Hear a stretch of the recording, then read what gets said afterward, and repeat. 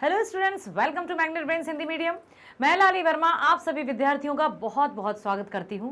स्वागत करने के साथ साथ ये आशा भी करती हूँ कि आप सभी स्वस्थ होंगे। प्रिय विद्यार्थियों, हमारे जीवन में कई प्रकार के उतार चढ़ाव आते हैं, लेकिन शिक्षा एक ऐसा माध्यम है जिसके माध्यम या जिस रास्ते पर चलकर हम अपने लक्ष्य की प्राप्ति कर पाते हैं और बहुत सारी जो मुश्किलें हैं, परेशानियां हैं, उनसे हम पार लग सकते हैं।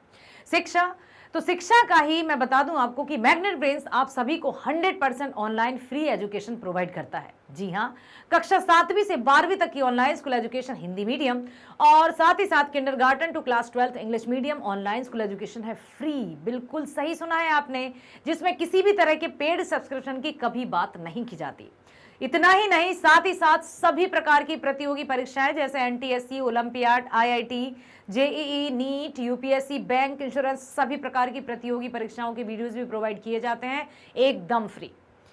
अब एक और बात मैं बता दूं कि आप जाइए, डिस्क्रिप्शन बॉक्स में लिंक दी गई है जिसमें ई बुक्स और बुक्स अवेलेबल हैं। बहुत ही अच्छे तरीके से जब आप देखेंगे, ध्यानपूर्वक जाइएगा, देखिएगा, उसमें एमसीक्यूज, पीवाईक्यूज, सैंपल पेपर्स, आगे आने वाले कॉम्पिटिटिव एग्जाम्स की तैयारी या प्रिपरेशन करने के लिए बेस्ट ऑप्शन है। तो प्लीज जाइएगा जरूर और देखिएगा। फेसबुक, इंस्टा और ट्विटर पर भी अपडेटेड रहिए ताकि आप जानकारी प्राप्त कर सकें।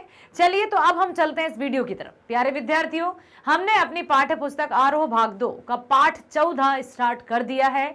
गद्य खंड का है ये चौथा चैप्टर और सीरियल वाइज देखा जाए तो पाठ 14 नाम है पहलवान की ढोलक। जी हाँ, एक पहलवान जिसका नाम था लुट्टन सिंह।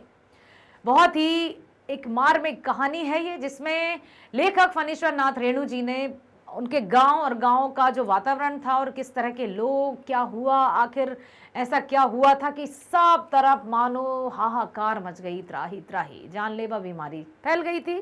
हाँ, तो अब इस वीडियो में हम करेंगे इसी चैप्टर के एनसीईआरटी सॉल्यूशंस। आशा करती हूं आपने प्रीवियस वीडियोस बहुत ध्यान से देखा है, तो हर एक प्रश्न को सॉल्व करने में आपको अब प्रॉब्लम नहीं आएगी। जीवन से थोड़ी सी और कहानी मैं बता दूं एक लाइन में। लुट्टन पहलवान एक गांव में रहता था जहां पर जानलेवा बीमारी फैल गई थी, मलेरिया और हैजा। ठीक है, उस टाइम मलेरिया और हैजा जानलेवा महामारी के रूप में जानी जाती थी। इनका कोई इलाज नहीं था और साथ ही साथ सूखा भी फैल गया। चारों तरफ सूखा पड़ने से, बीमारी फैलने से गांव तो जैसे एक संपूर्ण गांव शमशान घाट की तरह हो गया था। पहलवान लुट्टन सिंह, जो कि बहुत ही दिलेर व्यक्ति था, पहलवान था, बचपन में ही उसका विवाह हो गया था। लगभग 9 वर्ष की आयु में उसकी सास के यहाँ वो रहता था और जैसे तैसे वो कुश्ती में इसका इतना इंटरेस्ट था कि एक बार मेले में एक चांद सिंह, जो कि जाना माना मतलब पहलवान था, वो आया था और उसने यूं ही चुनौती डेरा ली कि अब मुझे चांद सिंह से लड़ना है। चांद सिंह ने हंसते हंसते चुनौती स्वीकार कर ली, क्योंकि वो तो बिल्कुल पहलवान था। लेकिन उसको भी लुट्टन पहलवान ने हरा दिया और राजा ने उसको अपना पहलवान घोषित कर दिया। जीवन अच्छे से चल रहा था, लेकिन कहते हैं ना कि एक से दिन कभी नहीं रहते हैं, सुख दुख आते रहते हैं। राजा की मृत्यु के बाद जब राजा के बेटे राजकुमार के हाथ में राजगद्दी आई और वो राजगद्दी पर बैठा, तो उसने लुट्टन पहलवान को राज पहलवानी से हटा दिया। गांव वापस आया, वो फैली हुई थी महामारी, धीरे धीरे करके गांव के हर घर में रोना, मतलब गांव ऐसा रहा कि हर दिन कोई ना कोई मरता था वहां। एक दिन ये आया कि उसके दोनों बेटों की भी मृत्यु हो गई। मजदूरी करके जैसे तैसे आते थे और ढोलक वो बजाता था, उसकी ढोलक की थाप कभी नहीं रुकती थी, जिससे गांव वालों के मन में ऊर्जा और सकारात्मकता फैलती थी। एक रात जब ढोलक की आवाज सुनाई नहीं दी, जाकर देखा तो लुट्टन पहलवान मर चुका था। जब उसको ले जा रहे थे तो उसके एक शिष्य ने कहा था कि गुरुजी कहा करते थे कि जब मैं मरूं तो मुझे चिता पर पीठ के बल मत लिटाना। इसका अर्थ है मैं चित हो गया और मैं कभी हारना नहीं चाहता, मुझे पेट के बल लिटाना। ऐसा कहते कहते शिष्य की आंखों में आंसू आ गए थे और यही कहानी थी। इसके करेंगे हम एनसीईआरटी सॉल्यूशंस। ठीक है, प्रश्न है, कुश्ती के समय ढोल की आवाज और लुट्टन के दाव पेच में क्या तालमेल था? ढोल की आवाज और लुट्टन के दाव पेच की पटक धा गिर दिन धा धा दिन दिन धा, जो भी था उसमें किस तरह का मतलब दाव पेच में क्या तालमेल था, क्या कोऑर्डिनेशन था? पाठ में आए ध्वन्यात्मक शब्द और ढोल की आवाज आपके मन में कैसी ध्वनि पैदा करते हैं, उन्हें शब्द दीजिए। अब ध्वन्यात्मक शब्द मतलब जो ध्वनि उत्पन्न करते हैं, जो एकदम ताल, रिदम। ठीक है, ऐसे शब्द आए हैं धागड़ देना धा धा धा, उसके बेटों से भी वो कहता था कि ऐसे बचाओ, कुश्ती वो सिखाता था। पहले जब वो गांव में कई तरह से शिक्षा देने लगा था, लेकिन महामारी के कारण फिर घर से निकलना बंद हुआ और धीरे धीरे गांव पूरा आधा और आधे से कम, और फिर अंत में बहुत बुरा हुआ हाल उस गांव का। अब देखिए, कुश्ती के समय ढोल की आवाज और लुट्टन के दांव पेच में अद्भुत तालमेल था। अद्भुत यहाँ पर शब्द लिखा है। अद्भुत का अर्थ होता है जो अलौकिक हो, मतलब इतना तालमेल कि शायद एक गुरु और शिष्य जब सीखते हैं या सिखाते हैं तो जो वो तो ढोलक थी ना, ढोलक से ही वो सीखा था, और ढोलक के जो आवाजें थी उन्हीं को ध्यान में रखते हुए वो पहलवानी करता था और जीतता भी था। इसलिए कहा है कि उनके बीच में अद्भुत तालमेल था कुश्ती के समय ढोल की आवाज और लुट्टन के दांव पेच में। ढोल बजते ही लुट्टन की रगों में खून दौड़ने लगता था। उसे हर थाप में नए दांव पेच सुनाई पड़ते थे। ढोल की आवाज उसे साहस प्रदान करती थी और इस कदर वो पूरी तरह से समर्पित हो जाता था। ढोलक उसके जीने का आधार थी। पहलवानी उसकी रग रग में बसी हुई थी और ढोलक की जब थाप पड़ती थी, है ना, लिखा है पाठ में, तो उसमें एक नई ऊर्जा, नई एनर्जी भर देती थी। कह सकते हैं आप कि ढोलक की आवाज और लुट्टन के दांव पेच में बहुत ही अद्भुत तालमेल था, क्योंकि ढोलक बजते ही लुट्टन की रगों में खून दौड़ने लगता था, एकदम ऊर्जावान हो जाता था वो। ठीक है, देखते हैं अगला प्रश्न। ढोल की आवाज और लुट्टन के दांव पेच में देखो निम्नलिखित तालमेल था। अच्छे से देखो। धाक धिना तिरकट तिना, दाव काटो बाहर हो जाओ। ऐसा था, जब भी ढोलक की आवाज आती, दाग तिना तिरकट तिना, दाव काटो बाहर हो जाओ, वो इस तरह से सुनता था, समझता था। चटाक चट धा, उठा पटक दे, चटाक चटक धा, चटाक चट धा, उठा पटक दे, धिना धिन, धिना धिन, धिना धिना धिक धिना, चित करो, ढाक डिना, वाह बट्टे, चट गिड़धा, मत डरना। ये ध्वनात्मक शब्द हमारे मन में उत्साह का संचार करते हैं, और यही शब्द जो आपकी पाठ्य पुस्तक में दिए हैं ढोलक के माध्यम से, उन्होंने यही बताया है कि इसका अर्थ क्या है। ठीक है, लिखा है ना साफ साफ। देखो, दाग देना तिरकट देना, दाव काटो बाहर हो जाओ, याद रखिएगा ये। चटाक चट धा, उठा पटक दे, धिना धिना धिक धिना, चित करो, डाक डिना, वाह पट्टे, चिट गिड़धा, मत डरना। ये ध्वनात्मक शब्द हमारे मन में उत्साह का संचार करते हैं, और इन्हीं ढोलक की थाप से ही लुट्टन सिंह पहलवान पूरी तरह से हर एक के दाव पेच को ऐसे तोड़ता था कि अच्छे अच्छे पहलवान भी उसके सामने टिक नहीं पाए। कई पहलवानों को उसने चित कर दिया, जाने माने कुश्ती लड़ने वाले जो हमेशा से थे। ओके, देखो अगला है, कहानी के किस किस मोड़ पर लुट्टन के जीवन में क्या क्या परिवर्तन आए। कहानी के किस किस मोड़ पर लुट्टन के जीवन में क्या क्या परिवर्तन आए। तो कहानी में अनेक मोड़ ऐसे हैं जहां पर लुट्टन के जीवन में परिवर्तन आते हैं। बहुत सारे ऐसे मोड़ आए हैं कहानी में जो कि लुट्टन के जीवन में परिवर्तन ला देते हैं। जैसे बचपन में 9 वर्ष की आयु में उसके माता पिता की मृत्यु हो गई, और उसका पालन पोषण उसकी विधवा सास नहीं किया, क्योंकि उसकी विवाह भी 9 वर्ष की आयु में हुआ। सास पर हुए अत्याचारों को देखकर बदला लेने के लिए वह पहलवानी करने लगा। गांव के लोग अकेली विधवा स्त्री जो कि उसकी सास थी उसको बहुत सताते थे, तो लुट्टन ने सोचा कि अब मैं भी पहलवान बनूंगा, फिर देखता हूं लोग क्या करेंगे। तो उसने पहलवानी सीख ली खुद से, ढोलक के साथ साथ। किशोर अवस्था में उसने श्यामनगर दंगल में चांद सिंह नामक पहलवान को हराया। जब वो किशोर अवस्था में आया, ऐसा भी नहीं कि बहुत बड़ा हो गया, किसी से बिना सीखे उसने इस कदर मतलब कुश्ती सीख ली कि फेमस जो पहलवान था चांद सिंह, उसको भी मेले में कुश्ती में हरा दिया। राज पहलवान का दर्जा भी हासिल किया, और उसने काले खां जैसे प्रसिद्ध पहलवानों को जमीन सुखा दी और अजय पहलवान बन गया। काला खां, चांद सिंह, ये याद रखिएगा, ये पहलवानों के नाम है। चांद सिंह को हराया, काला खां को हराया, और प्रसिद्ध पहलवानों को जमीन सुंघा दी और अजेय पहलवान बन गया। अजेय मतलब जो हमेशा विजेता रहे, जिसे कोई हरा ना सके, ठीक है, बिल्कुल विजयी प्राप्त करता रहे, ठीक है, जो किसी से हारे नहीं। वह 15 वर्ष तक राज दरबार में रहा, ठीक है। उसने अपने दोनों बेटों को भी पहलवानी सिखाई। राजा साहब के अचानक स्वर्गवास के बाद नए राजा ने उसे दरबार से हटा दिया और वह गांव लौट आया। राजा बहुत अच्छे से उसको रखा, ससम्मान, बहुत अच्छे से सारी सुख सुविधाएं भी दी उसको। लेकिन राजा की मृत्यु के बाद जब राजा के पुत्र अर्थात राजकुमार ने राजगद्दी संभाली तो उसे कुश्ती से कोई इंटरेस्ट नहीं था और उसने लुट्टन पहलवान को हटा दिया।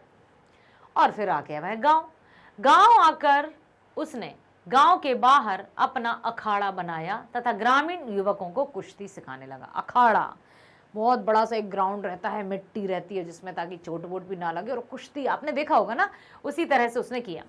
अकस्मात सूखा और महामारी से गांव में हाहाकार मच गया। अकस्मात का अर्थ होता है अचानक, ठीक है। अचानक सूखा और महामारी से, अकस्मात मतलब अचानक, सूखा अनावृष्टि, अकस्मात सूखा और महामारी से गांव में हाहाकार मच गया। उसके दोनों बेटे भी इस महामारी की चपेट में आ गए। वह उन्हें कंधे पर लादकर नदी में बहा आया। पुत्रों की मृत्यु के बाद वह कुछ दिन अकेला रहा और अंत में चल बसा। यही रहा उसका जीवन, ठीक है। अगला है प्रश्न, लुट्टन पहलवान ने ऐसा क्यों कहा होगा कि मेरा गुरु कोई पहलवान नहीं, यही ढोल है। जब उनसे पूछा ही जाता है कि अरे गुरुजी आपने कहां से सीखा, आपके गुरु कौन है, तो उसने साफ साफ कह दिया कि मेरा गुरु कोई नहीं, बस मेरा ढोल ही मेरा गुरु है। ऐसा क्यों कहा उसने? अभी हमने देखा था ना कि किस तरह से ढोलक की थाप उसके मन और मस्तिष्क में पूरी तरह से बस गई थी।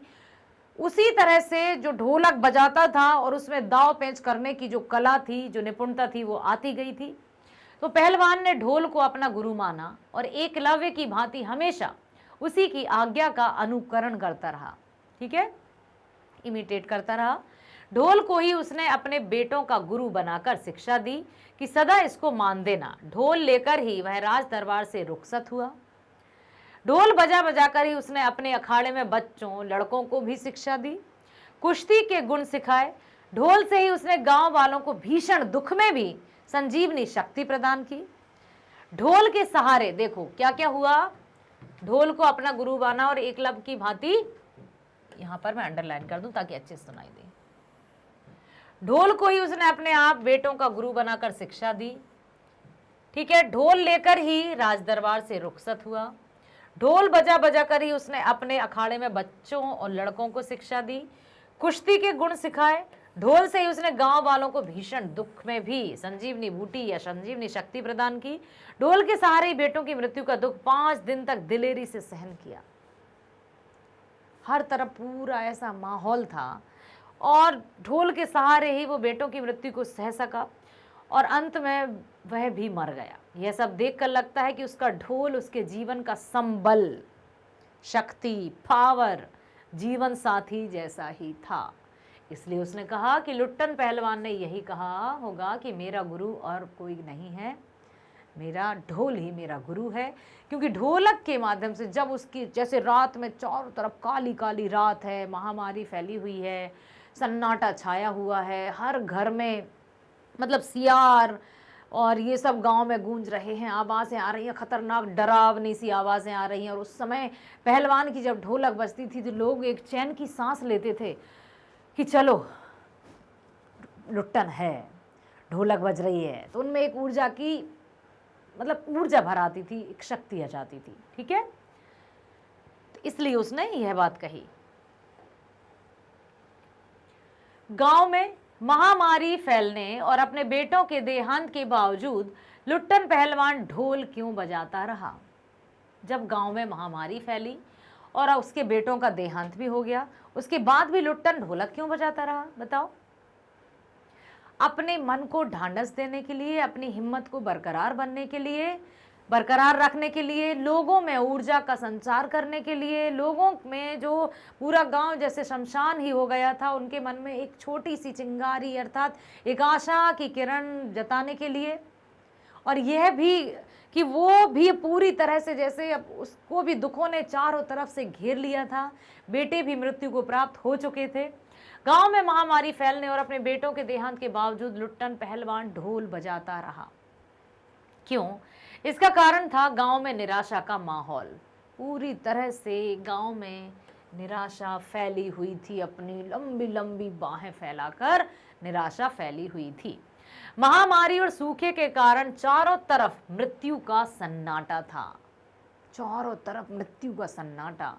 हम देखते हैं कि यदि साइड या कहीं भी किसी का देहांत हो जाता है तो उस समय अजीब सा लगता है, तो वो पूरा गांव ही जैसे मृत्यु जैसे शमशान घाट बन गया। उस मृत्यु के सन्नाटे से घर घर खाली हो गए थे।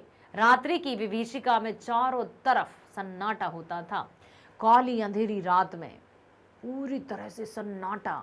ठीक है, ऐसे में उस विभीषिका को पहलवान की ढोलक ही चुनौती देती थी। विभीषिका मतलब खतरनाक या एक पर्यायवाची है। विभीषिका मतलब विशाल जो सन्नाटा है, या खतरनाक, या यूं कहें कि पीड़ा या दुख देने वाला एक दुर्घटना। ठीक है, तो ऐसी उस विभीषिका को पहलवान की ढोलक ही चुनौती देती रहती थी। ढोल की आवाज से निराश लोगों के मन में उमंग जगती थी, उनमें जीवंतता भरती थी। वह लोगों को बताना चाहता था कि अंत तक जोश और उत्साह से लड़ते रहो। जीवन जब तक है, ना तो जन्म हमारे हाथ में है, ना ही मृत्यु हमारे हाथ में है।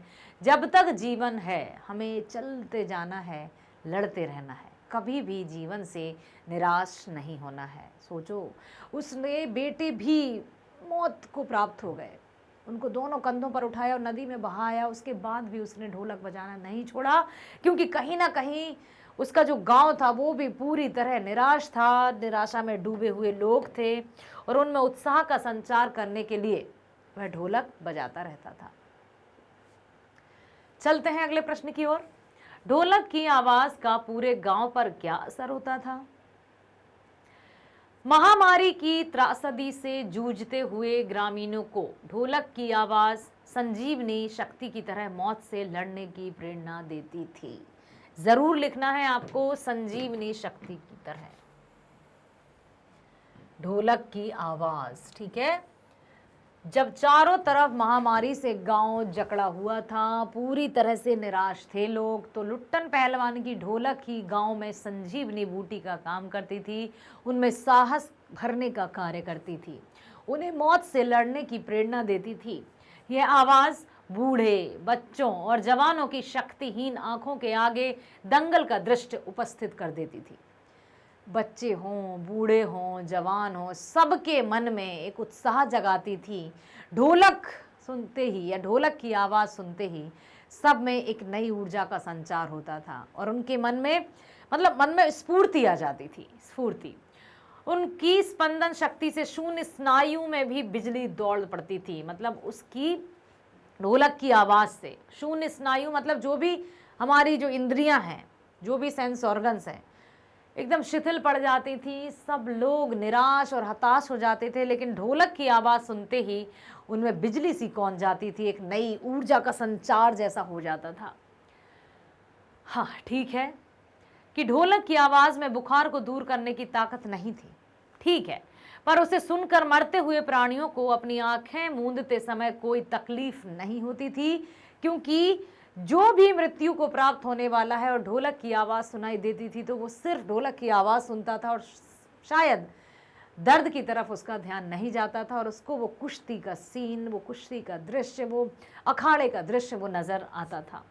उस समय वे मृत्यु से नहीं डरते थे। इस प्रकार ढोलक की आवाज़ गांव वालों को मृत्यु से लड़ने की प्रेरणा देती थी। तो यहाँ पर आप, बहुत अच्छा प्रश्न है ये, ढोलक की आवाज़ पूरे गांव पर क्या असर होता था। सबसे पहला पॉइंट आपको यही लिखना है कि ढोलक की आवाज़ पूरे गांव में, मतलब जो पूरी तरह से हताश और निराश थे गांववासी, उनके लिए संजीवनी बूटी का काम करती थी।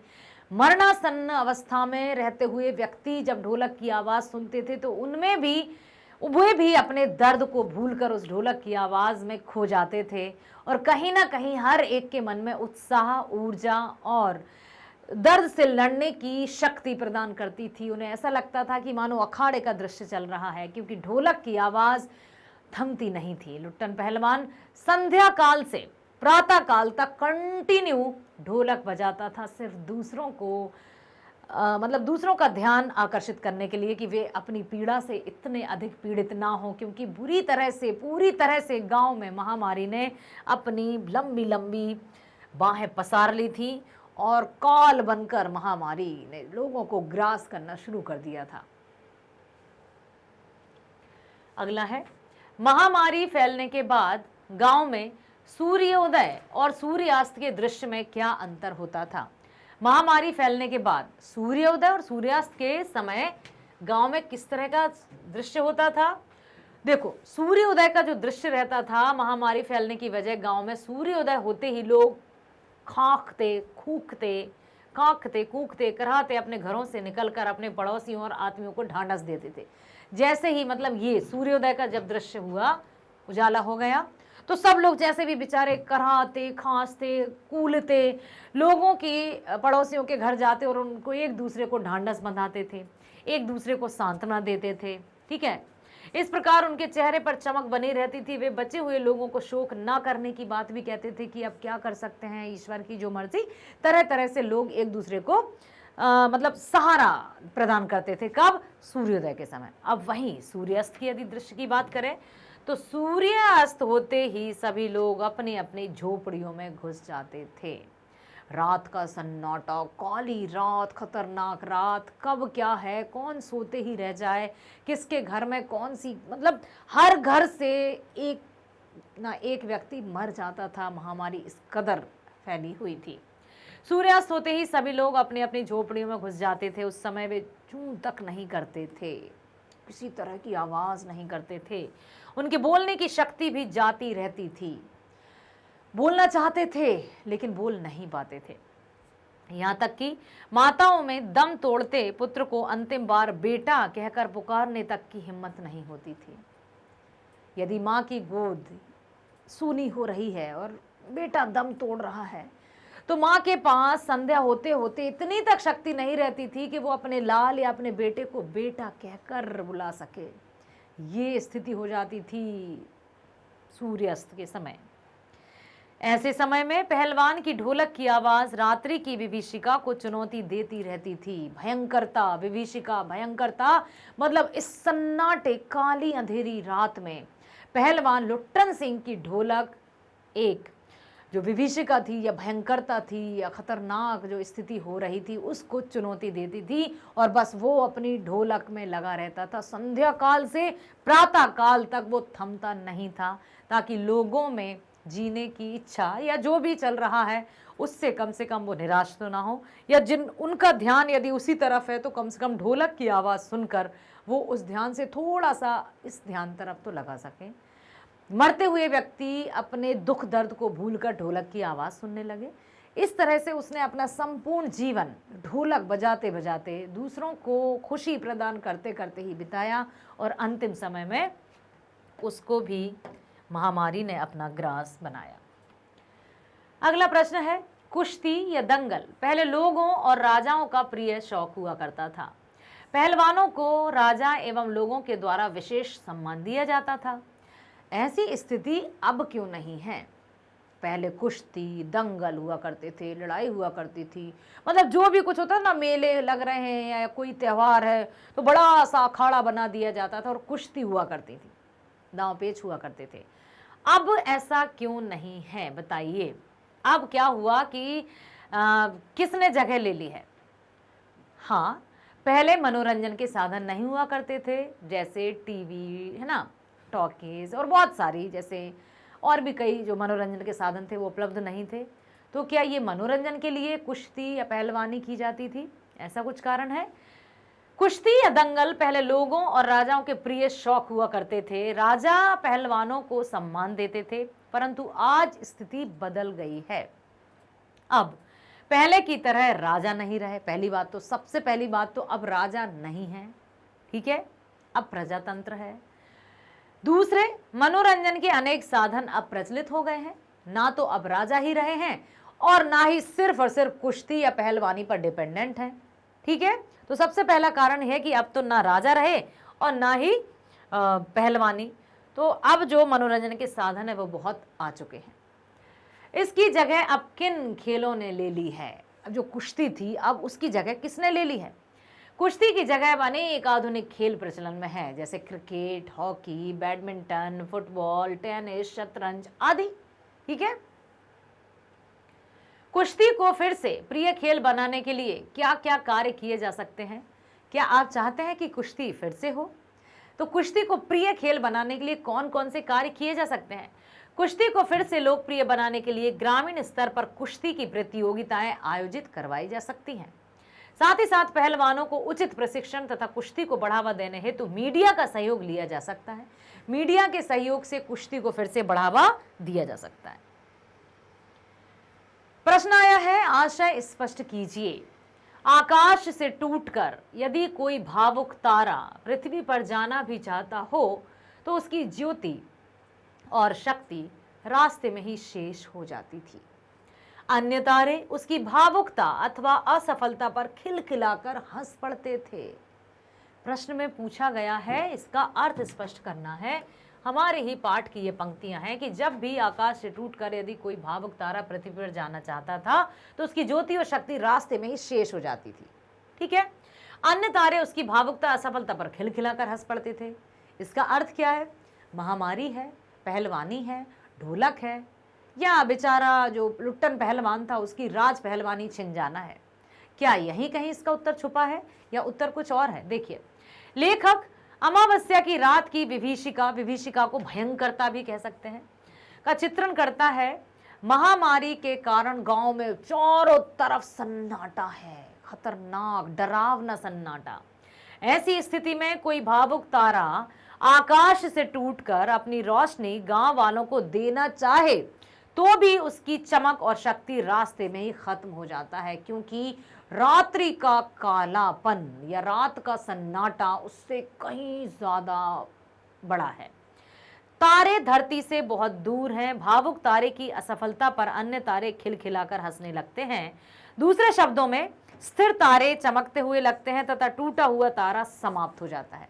ठीक है, कि जो अभी सुखी हैं, कहने का तात्पर्य यह है कि जो व्यक्ति सुखी हैं, संपन्न हैं, आर्थिक रूप से बहुत धन दौलत ऐशो आराम में जी रहे हैं, तो वो दुखी या निर्बल व्यक्ति को मरते हुए भी देख लेंगे ना, तब भी उनके मन में भावनाएं नहीं जागृत होंगी और वो उसके मन में किसी भी तरह की दया भावना नहीं जागी, देखेंगे भी नहीं उनको। क्यों? क्योंकि हम तो सुखी हैं।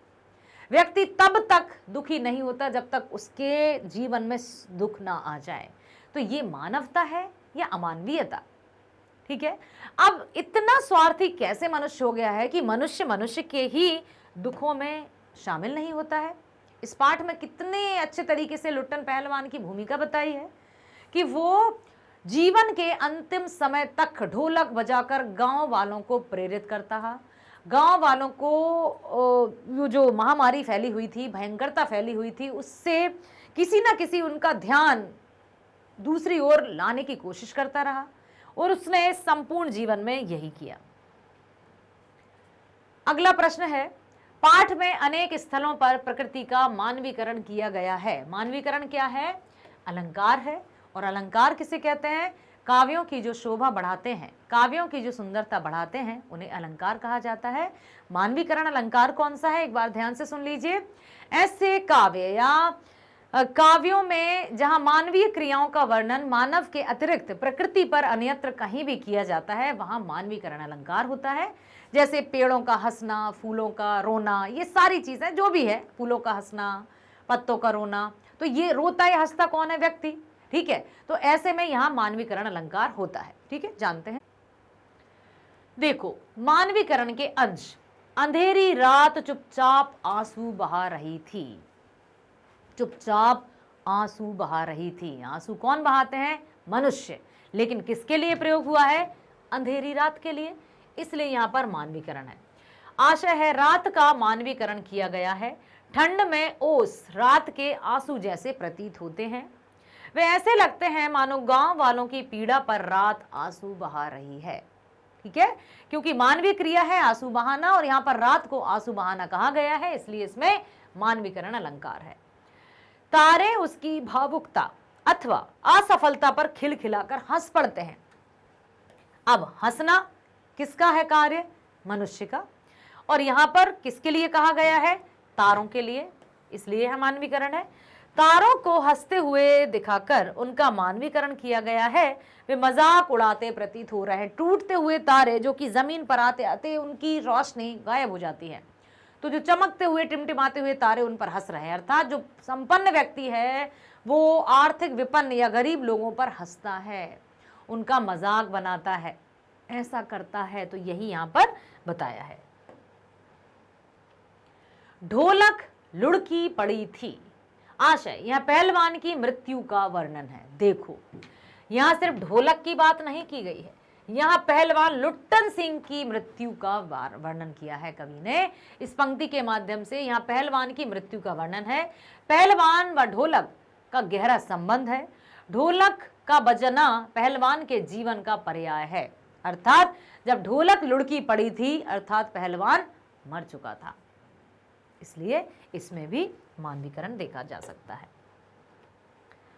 प्रिय विद्यार्थियों, आशा करती हूं ध्यानपूर्वक आपने हर एक प्रश्न को सुना है, उसके अंदर छिपे जो भाव है उनको भी जाना और समझा है।